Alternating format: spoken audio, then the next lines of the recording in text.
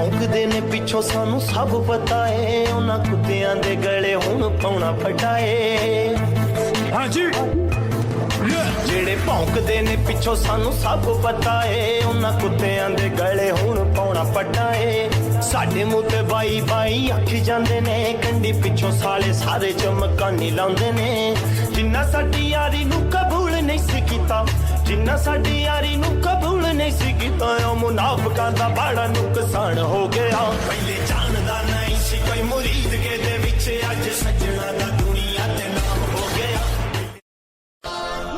और तो छोड़े ना, ये तो एक अकलियत तो ऐसी है कि हम उसका नाम ही नहीं ले सकते।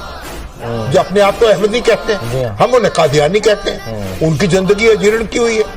आपको कुर्बानी नहीं करने देंगे, आपको नमाज नहीं पढ़ने देंगे, आपके बकरे जो हैं हम उठा के ले जाएंगे।